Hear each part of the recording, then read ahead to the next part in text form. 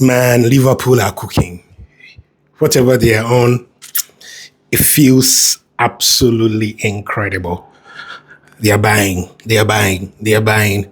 And we make jokes on social media about how Liverpool used to say they don't spend. I've seen a few of my Liverpool friends, Colin Satapoku and the rest, say when Liverpool were not spending, everybody said they were not spending. Now Liverpool are spending, and people are saying, "Why are you spending?" I've seen questions about whether Slot is a checkbook manager, and that sort of thing. The spending has, from every check taken. So basically, Liverpool have spent around £200 million, and I'm told that is the most is the summer where they've spent the most money compared to any. So it looks like money day. But when you think that Liverpool didn't spend much last term, you have to understand. Remember also when you put it into context, and Slot had come in, replaced Jurgen Klopp. There was a lot of time, but he decided he didn't want to touch the personnel and everything until a time when it was okay for him to. And he's decided this is the time. I think the justification for the signings is fairly simple, and this is why I think they are more strategic more than anything else. The first point for me is that basically Slot needs to put his personal seal, his reputation, his name, his identity, everything on the Liverpool squad. And when you come in and you win the league, your bosses will trust you more. So they will give you a bit more to spend. They will give you a bit more leverage in how much you've spent. What you ask for, you will get. So Slot, I personally think, has played this absolutely smartly. He came in, didn't kick a fuss about the personnel available, didn't complain about anything, took all the materials that were available from Jurgen Klopp's time, and went on to win the league in the most brilliant fashion with them. And it's now saying, I want my people. I want to have a bit more say on the kind of people who come into the club.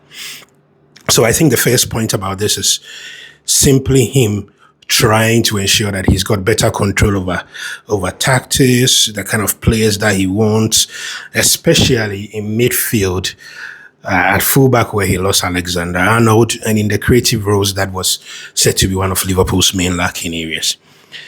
I also think that this is more about squad regeneration than anything else. Liverpool basically have had an aging core for some time now. You know, you talk the likes of Mohamed Salah, Virgil van Dijk, all of them in and around the ages where clubs begin to think about life without them. So I think a lot of the purchases makes sense in that regard. Etikite and the rest will bring in quite an incredible lot. You know, when you look at the ages of the players that they've brought in, Florian Wirtz is 22, regarded one of the biggest talents to have come out of Germany in a long time. Our own Jeremy Frimpong is 24. And then there's Milos Kerkez, who will be battling Andy Robertson for a place on the left side. Had a brilliant season at Bournemouth, has come in at 21 years. This is clearly a team building for the future. And I mentioned how they didn't spend much last summer, so it makes a lot of sense. They didn't spend heavily compared to the likes of Chelsea and Arsenal.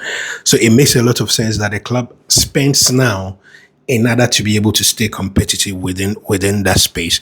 But also remember that last season, Liverpool made an incredible lot of money from winning the Premier League and from the Champions League payout. So technically, there's quite a bit of money to be made. Liverpool also has also sold a number of players and all that. So this is not a club that's bending over backwards to find the money. This is a club spending money that is made. So it makes a lot of sense. But I think above all, when you look at the kind of spending that Chelsea went on, that Man City went on off the back of not winning the league, that Chelsea have gone on in spending heavily, Slot and Liverpool couldn't take any chances and decide that they will go with just basically all they have now. So makes sense, you know. A lot of money on Vits, heavily, minor refreshments, people and the rest. This Liverpool team, based on the spending that they've had, it surpasses the one they did in 2018, will be unplayable next season. It doesn't make them outright favorites, but the likes of Vitz, Frimpong means that they've got quality. I think Frimpong will be an able replacement for Alexander Arnold. Etikite scored 22 goals last season. He has to settle in the new league. That's why I thought that getting Alexander Isak may have proved a better master stroke for them. They even have Mamadashvili, the Georgian goalkeeper, so a rock solid backup to Alisson, who has toyed with injuries a bit too often the last few days. It will be interesting to see how they do on the pitch, but solid buys and very strategic recruitments.